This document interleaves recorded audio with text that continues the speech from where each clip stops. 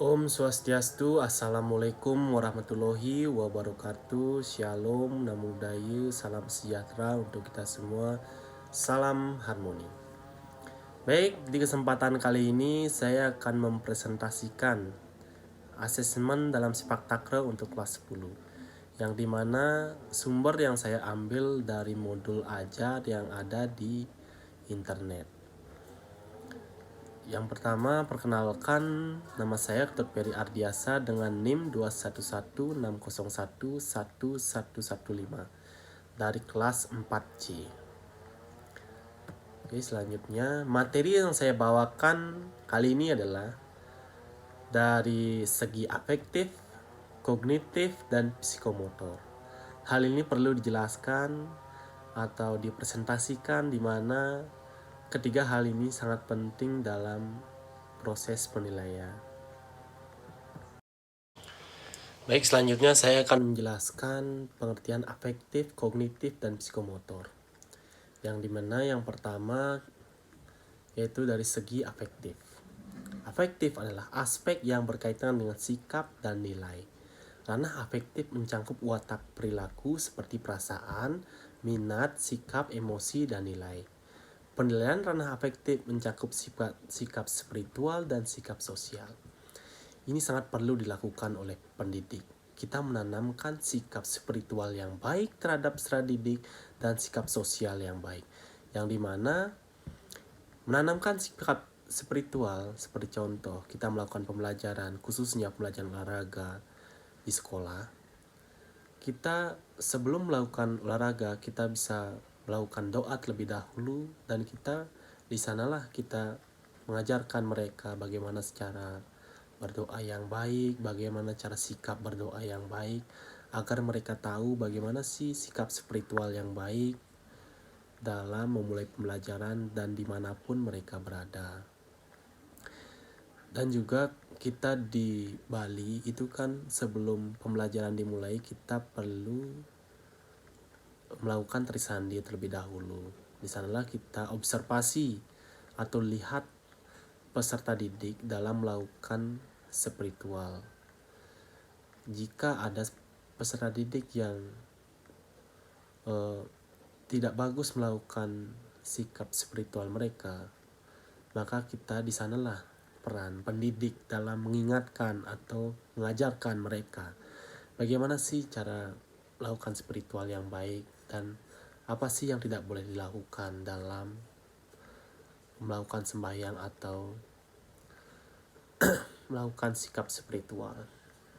Yang selanjutnya adalah sikap sosial, yang dimana ini sangat perlu dilakukan dikarenakan sikap sosial perlu ditanamkan dalam proses pembelajaran. Kita bisa melihat dari mereka berteman terhadap sesamanya, bagaimana dari segi mereka menghormati temannya, menghormati guru dan semua warga sekolah.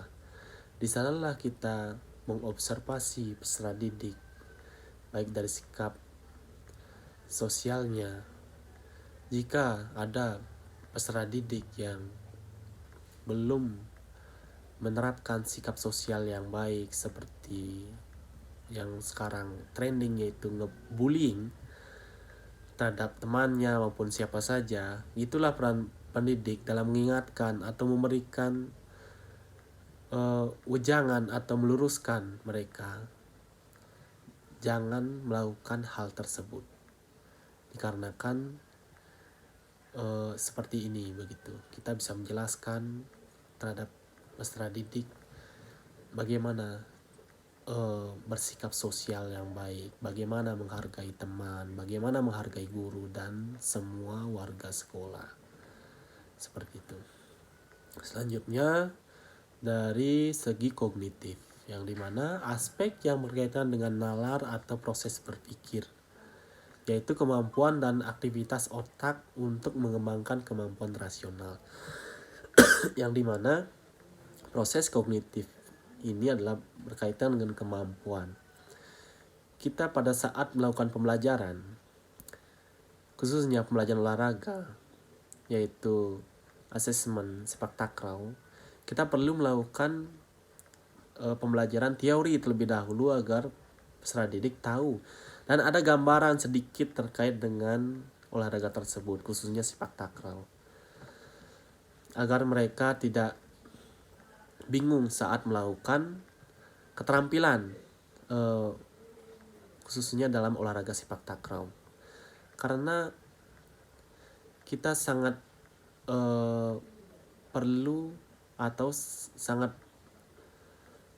perlu menjelaskan terlebih dahulu atau memberikan teori terlebih dahulu terhadap peserta didik bagaimana sih permainan sepak takraw tersebut, bagaimana pengertian sepak takraw tersebut, bagaimana sejarah sepak takraw tersebut dan teknik, ada apa aja, peraturannya ada apa aja, agar mereka ada gambaran sedikit terkait dengan permainan sepak takraw. Seperti itu. Yang ketiga yaitu aspek psikomotor, aspek yang berkaitan dengan keterampilan atau skill, kemampuan bertindak setelah seseorang menerima pengalaman belajar tertentu, ya. Selanjutnya setelah kognitif, setelah kita memberikan teori terlebih dahulu, baru kita melakukan keterampilan atau praktek, yang dimana hal ini kita bisa mengukur kemampuan peserta didik dalam melakukan kegiatan olahraga. Yang sebelumnya kita memberikan teori dan sekarang saatnya kita mengimplementasikan. Di sanalah pendidik menilai seberapa kemampuan peserta didik dalam melakukan kegiatan olahraga tersebut. Seperti itu. Selanjutnya, asesmen dalam aspek afektif. Asesmen sikap didasarkan pada hasil refleksi sikap peserta didik dan pengamatan guru dengan menggunakan lembar observasi yang telah dilakukan pada proses pembelajaran di setiap aktivitas pembelajaran. Yang dimana ketika melakukan pembelajaran, kita bisa menilai atau asesmen dalam segi afektif menggunakan lembar observasi. Di sanalah peran pendidik mengobservasi, menggunakan lembar observasi. Jika peserta didik sesuai dengan apa yang ada di kolom lembar observasi, kita bisa menganggapnya berhasil atau peserta didik itu sudah baik melakukan ranah afektif, begitu. Nah, selanjutnya contoh asesmen afektif pada olahraga sepak takraw. Yang pertama, lembar refleksi diri atau sikap. Ini adalah gambaran dari modul yang saya ambil di internet, yaitu berupa kolom, ya, berupa kolom yang dimana isiannya yang pertama, saya membuat target asesmen yang realistis sesuai dengan kemampuan belajar yang dilakukan. Yang ini.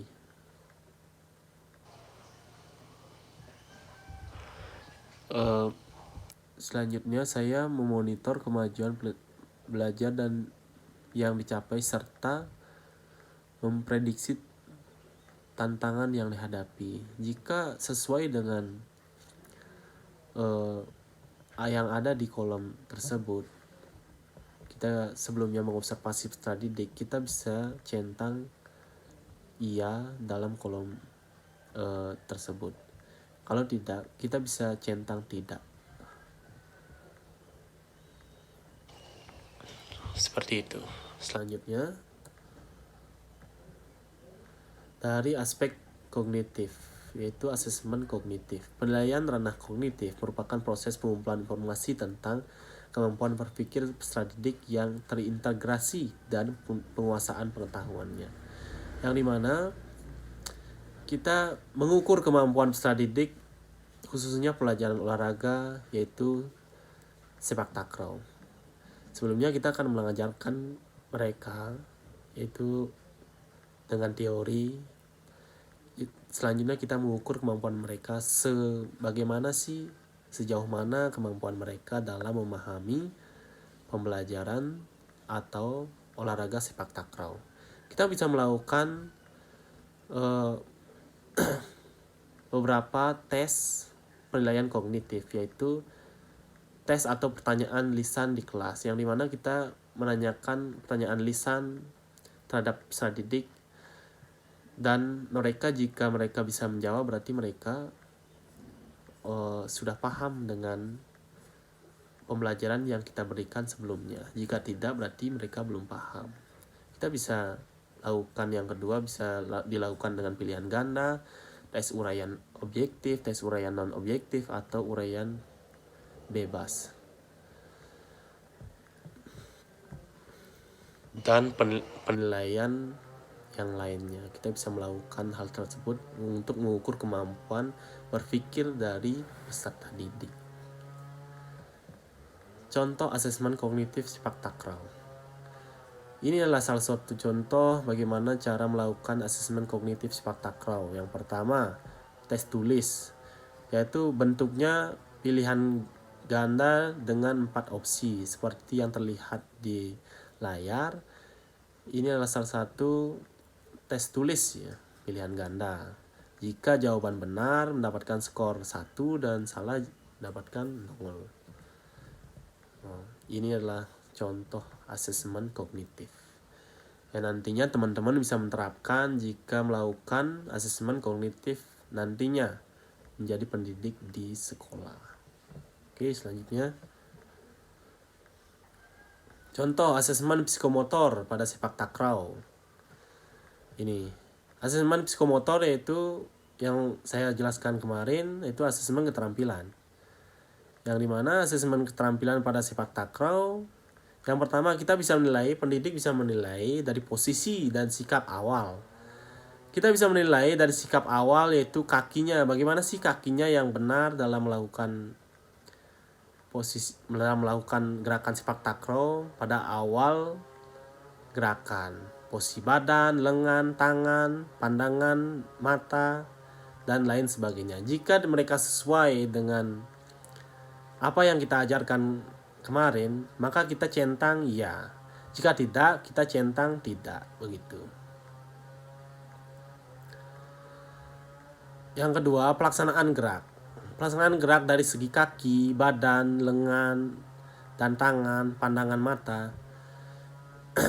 Jika mereka tidak sesuai dengan pelaksanaan gerak yang kita ajarkan kemarin, kita bisa mencontreng tidak atau mencontreng ya. Baik, begitu selanjutnya proses penilaiannya. Jika perolehan atau skor maksimum kali 100% sama dengan skor akhir, begitu. Nantinya kita bisa mengumpulkan nilai terlebih dahulu, dan selanjutnya kita kalikan dengan 100% dan nantinya kita bisa mendapatkan hasil skor akhirnya, begitu. Sekian dari presentasi yang dapat saya jelaskan. Jika ada kesalahan kata atau kekeliruan pada saat saya melakukan presentasi, saya mohon maaf. Akhir kata saya tutup dengan Parama Santi. Om Santi Santi Santi Om.